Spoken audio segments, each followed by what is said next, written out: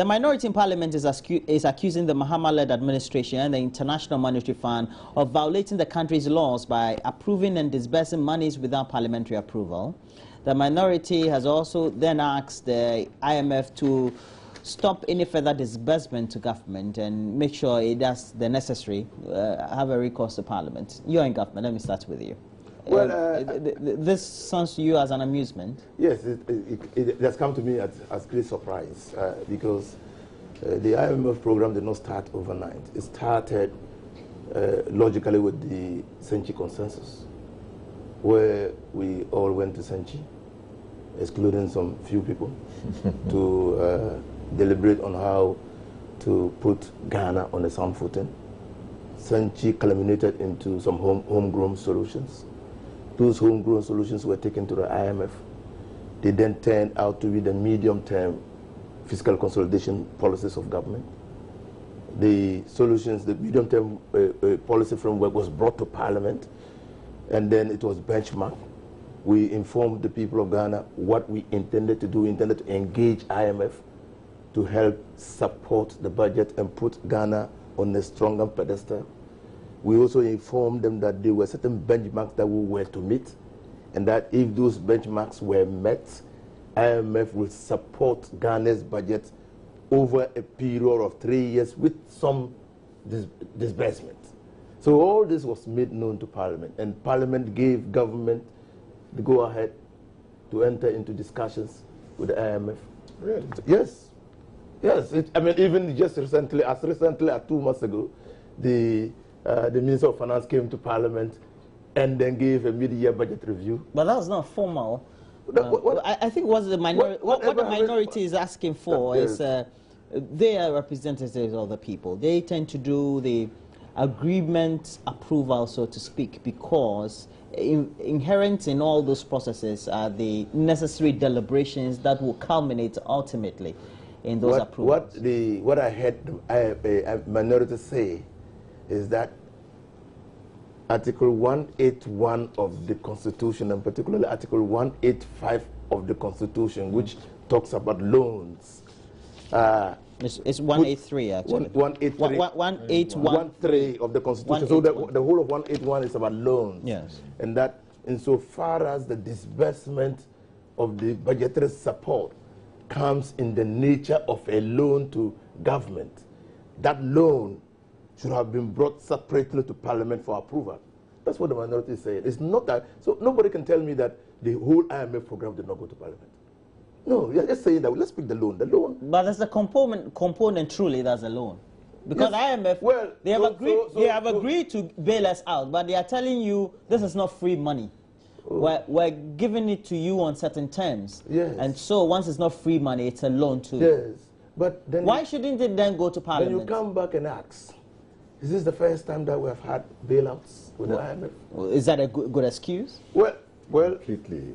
Conventions are as good as solid law. Convention until you find reasons to depart from convention. Well, that's what we're finding reasons now. I believe that's a plausible reason by the minority, yes. Don't you think? So they should tell us the point of departure. Why do we have to depart from the convention? Because Parliament over the years have received budgetary support from the IMF. Ghana has over the years received budgetary support from the IMF. How many times have those budgetary support come before Parliament for approval under MPPO and the NDC? And you remember the famous HIPIC initiative. Can you tell me the amount of money that was receeced from the IMF? No, those were no loans. Well, these were monies from... They were grants, so to speak. Now let's get the understanding. Yes, you're a minister. You speak on a lot on someone, and we also tend to do the analysis by reporting on the... But the grants... The point that the way they were worked out, they were structured in such a way, because they were grants, you make a component within your budget for every fiscal year to say, this is what I would have used in servicing loans for which I've been given... Well, let's come back. Let's come back. As a grant. No. As a result of that, you channel. No, let's come back. First of all, let's come back. Let's come back and talk about. No. We need to think. If you're giving examples, you need to understand the framework within which we worked HIPIC. Okay, HIPIC was a loan or HIPIC culminated from a loan, out of the loans that we took, that we're paying back. Sure. So any money that you put aside to service the loan was monies not yours, but in furtherance of the servicing of the loans. Then we entered into an initiative. So, and the people said, put those monies aside and use them on a program that you can come and justify before them. Yes. Well, so the money principally was for free who? Monies. No, it was for who? It was for them. Yes. But it's been given to us. Yes. No, but that's not a loan. No. Well, that's a grant. It's not a loan. We're not paying back. You see, I am even surprised that my colleague and my friend is on this tangent. I would ask a simple question. If you thought now or then that it fell under the remit of Article 1813, why didn't you then raise the issue that, hey, you guys, you are going for a HIPIC something? But that's not an excuse too.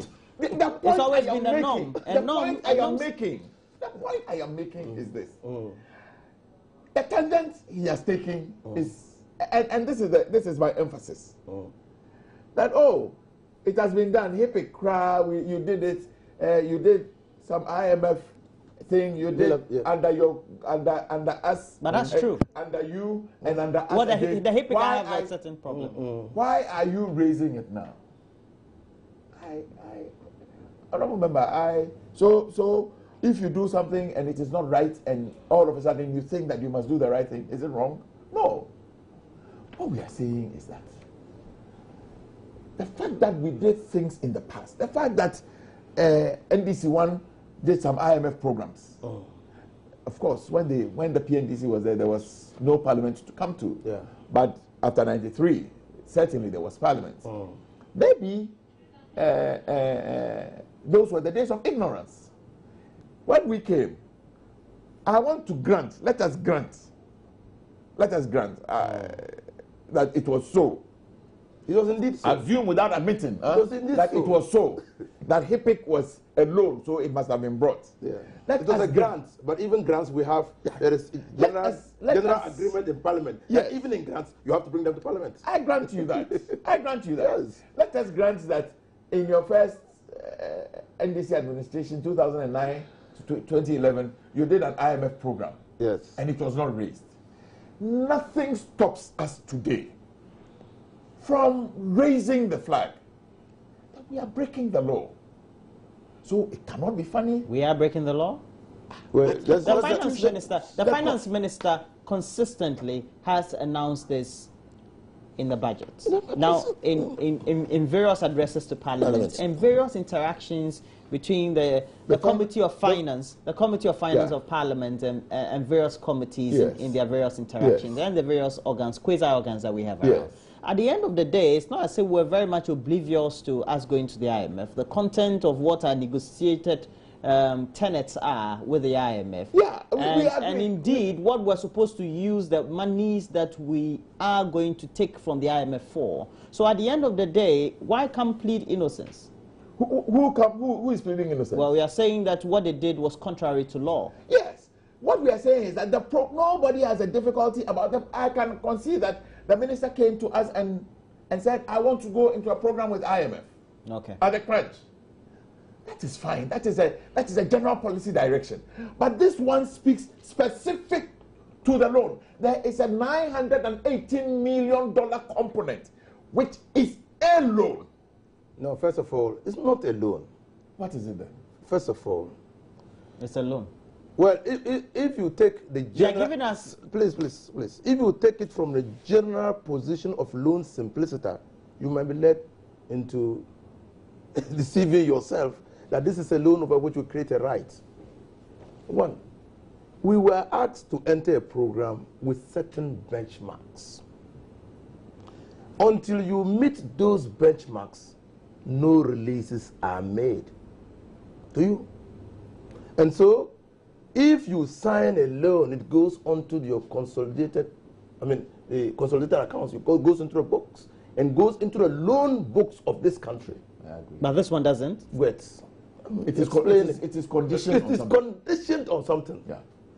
So if you are going to Parliament now, what are you signing for? Which loan are you sending to Parliament? 900? On what condition? On what condition? Because if you get to Parliament... Because the condition for you getting access to it is you making sure you meet... premised on certain things. So what are you going to approve? What if you go to Parliament and say, please, I want those approvals because I'm sure I'm going to meet all these conditions. But that is why we went to Parliament. CDB, let's take CDB. CDB was a loan simpliciter. CDB, you came to Parliament and asked for 3 billion. It was a loan simpliciter. My time is up, though. CDB, you came to Parliament and asked for 3 billion. It was a loan simpliciter. But there were conditions. Okay, there were conditions precedent. My time is up. There were conditions precedent. No, it's up. Ultimately, Really, it's ultimately, you have come back to say we will only take 1.5. But the approval in Parliament was 3. Simpliciter. It's a loan simpliciter. In the same way. It's just like when you go to... In the same way, this one. You say, you again, MPP, I don't know why... I mean, maybe there's always an afterthought.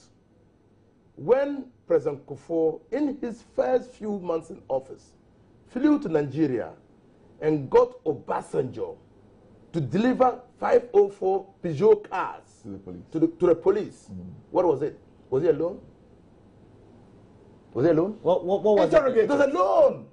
But when they come to Parliament, Kufuor felt and MPP felt it was an emergency. I remember the police didn't have logistics there. You see, what is surprising? Right, wait. What is surprising me today? Make the point. We have to end. What is surprising me today is, well, it is like.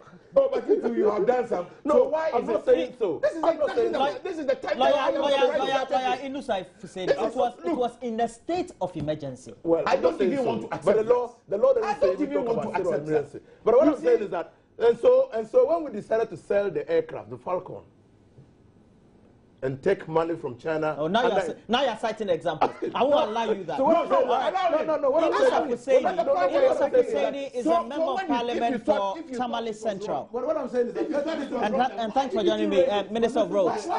And we've also had in the studio Emmanuel Tremantin Ejakun, who is a member of Parliament for Ayawaso West Wogon constituency. They are very good friends. They say,